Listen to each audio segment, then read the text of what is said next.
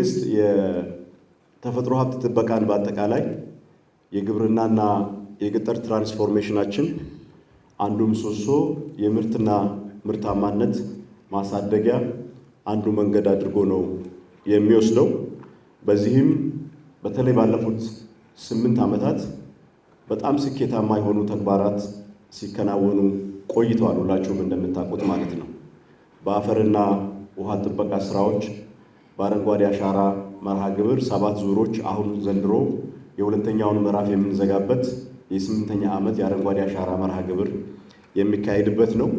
በእነዚህ ሁሉ ሂደቶች በጣም በርካታ ውጤቶች ተመዝግበዋል። ከዚህም ውስጥ አጠቃላይ ማህበረሰባችን ለአካባቢ ጥበቃ፣ ለዘላቂ ልማት ያለው አመለካከት፣ ለደን፣ ለችግኝ፣ ለአፈር፣ ለውሃ ጥበቃ ያለው ግንዛቤና በዛ ዙሪያ እያደረገ ያለው እንቅስቃሴ በጣም በሚደነቅ መልኩ እየጨመረ እያደገ የመጣ ጉዳይ ነው። በዚህም ሂደት መንግስታችን እንደ መንግስት የሞቢላይዜሽን አቅሙ የተፈተነበት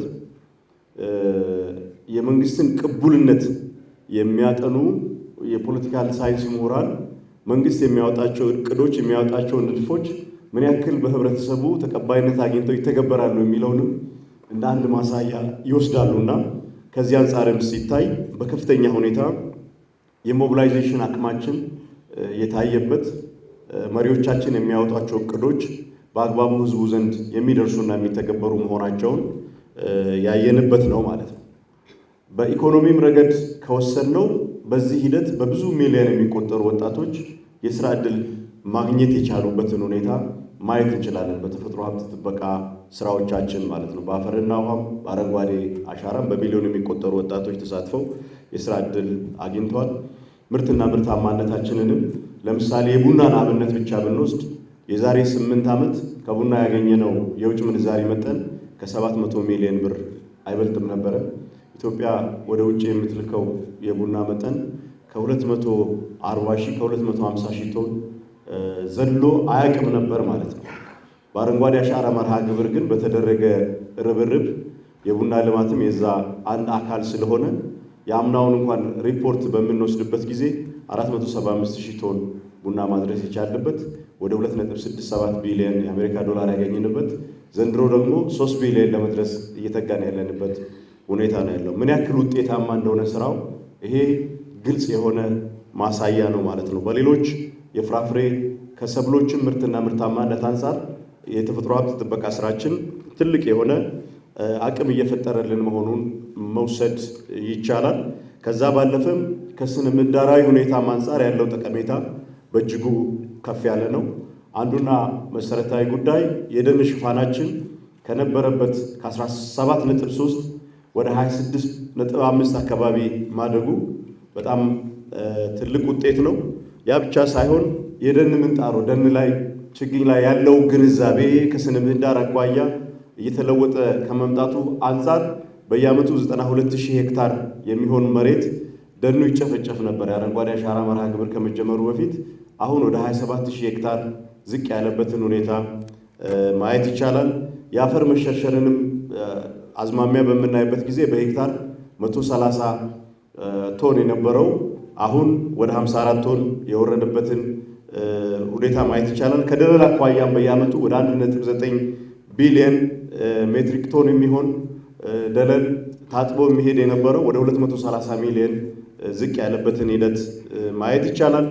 ከዛም ባለፈ ደርቀው የነበሩ ምንጮቻችን መልሰው ያገገሙበት፣ ጠፍተው የነበሩ ትላልቅ ሐይቆቻችን እና ሀረማያን ጨምሮ የመጥፋት ቋፍ ላይ የነበረው የአብዣታ ሐይቅን ጨምሮ ያገገሙበትን ሂደት ማየት ይቻላል። እነዚህ ሪል የሆኑ የኢትዮጵያ ትንሣኤ ማሳያዎች ናቸው። በእጃችን ያጠፋነውን ነገር ሰርተን ሪክሌም ማድረግ እንደምንችል መመለስ እንደምንችል ማሳያ ጉዳዮች ናቸው። በየአካባቢው ማለት ነው። ለምሳሌ ጅማ ከተማ የዛሬ 2-3 ዓመት ምንም ሐይቅ አልነበራትም። ባለፈው ሳምንት ከክቡር ጠቅላይ ሚኒስትሩ ጋር ለሆነ የስራ ተልዕኮ ወደዛ ሄጄ ያየሁት በጣም የሚያስገርም ነው ማለት ነው። ትልቅ ሐይቅ ያላት ከተማ የሆነችበት የጠፉ ሐይቆቻችን የውሃ አካሎቻችንን ሪክሌም ማድረግ የጀመርንበትና የኢትዮጵያ ትንሣኤን የኢትዮጵያ ከወደቀችበት ሁኔታ የመነሳትን አካሄድ በተጨባጭ በእጃችን በላባችን በልፋታችን እያየን የመጣንበትን ሂደት ነው የሚያሳየው።